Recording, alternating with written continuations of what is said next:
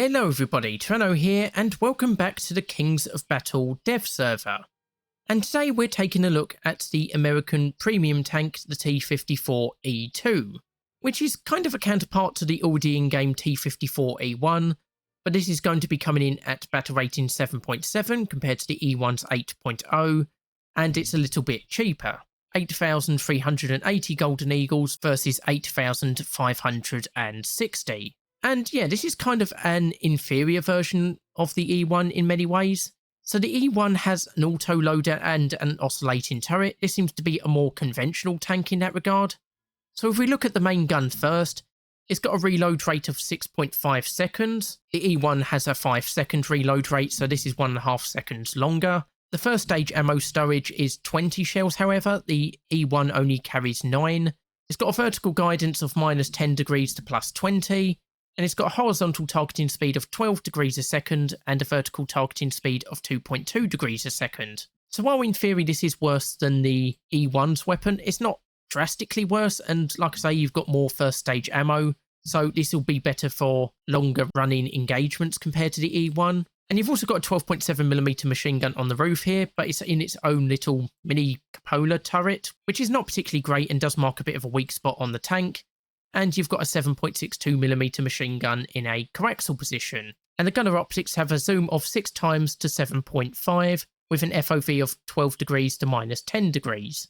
And as for the ammunition, it's the same as on the E1. So you've got a APBC round with 245mm penetration at 500 meters, APDS round with 407mm penetration at 500 meters, and a Heat FS shell with 380mm penetration.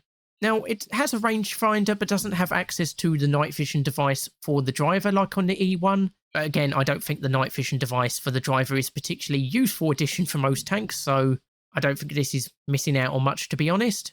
And if we move to the armour, the whole armour is basically the same as on the E1, so 110mm, though, of course, as you can see, lots of sloping here. And again, while in theory the turret is only 127mm, it is very well sloped. So if we go to protection analysis and compare it to the IS-4M, you can see it would have more success against the whole front and the lower turret, but the upper turret would be, reasonably well protected. And kind of surprisingly, I thought the cupola would be a massive weak spot, but this green bit here is actually just below the cupola, which is kind of surprising to me, to be honest. And yeah, I was a bit worried about maybe overpressuring from high explosive shells hitting the cupola, but the roof of the turrets is reasonably well protected. It's in the hundreds of millimeters in some areas, maybe going down to about 20 in some places. But that's more towards the rear of the turret. Yeah, if we actually aim at the cupola itself, it's in the hundreds of millimeters. So yeah, it depends on where the shell explodes in relation to the cupola, I suppose, but it's not as much of a weak spot as I originally thought by the looks of things. So yeah, if we look at the VDAR with its M107 high explosive shell, it just can't penetrate in theory. Well, apparently here you can, but it's not showing up on the protection analysis, and even then it's not exactly caused that much damage. Although the more powerful shells can penetrate through the roof. But yeah, it looks like that's something we'll just have to see how it performs when it's actually released in-game. And as for the side armour, again, much weaker, 90mm for the turret, 80mm for the hull, tapering down to about 70mm towards the rear, and then at the rear itself only maxing out about 35mm at the hull, and yeah, not particularly effective. But again, that's the same with all tanks. And if we look at the mobility, it's got a 716 horsepower engine, giving it a max speed when going forward of only 26.7 miles per hour and a reverse speed of 5.2 miles per hour. So it's got 4 gears forward and 1 gear backwards. So not particularly fast when going forward, although the reverse speed, it could be better, but it's not exactly the worst thing in the world either. And we've got a crew of 4. So you've got your driver here in the hull, and then you've got your gunner, commander, who can also fire the main armament, and loader in the turret. Although the commander is probably more within that cupola area with the 12.7mm machine gun. So if we take this out for a quick test drive just to see how it performs.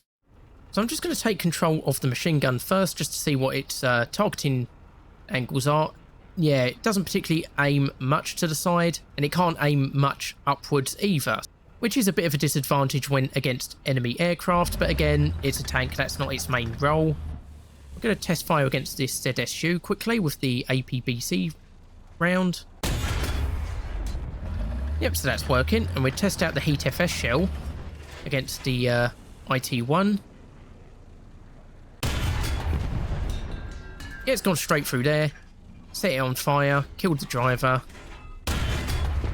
and then completely destroyed the vehicle by shooting at the turret. And we test out the Sabo round, or APDS round. Yep, one shot that T-62.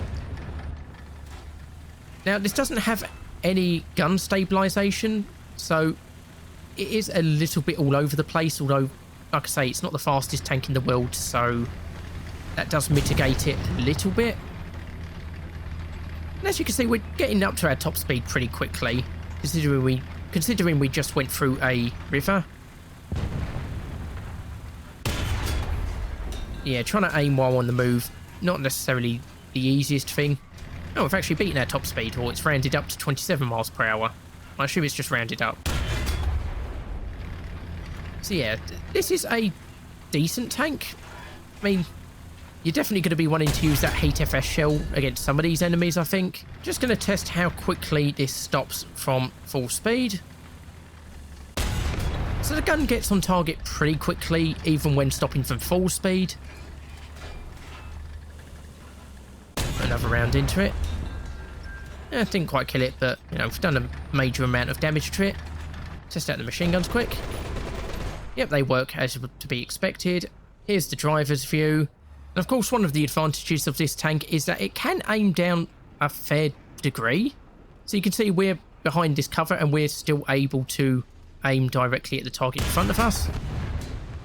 So that'll make it a very useful tank for peeking over hills and the like. I mean, look how far this thing aims down, considering, you know, like we're behind a bit of a slope. So that might be useful in some ambush situations. So that is the T-54E2. And like I said at the beginning, this is considered inferior to the E1 by the game because, of course, it's battle rating 7.7. I'm not necessarily sure that's going to be the case when it's actually released and being used by players. I could see this going up to 8.0 with the E1. I mean, like I say, it has got disadvantages like not having an auto-loader, but having more first-stage ammo and the ability to actually depress the gun a little bit further could potentially make up for that. But we'll just have to see when it's actually released. So anyway, just a quick video looking at T-54E2 today. Hopefully you'll join me for more videos on the Kings of Battle dev server. I've been Tyranno, and I'll see you next time.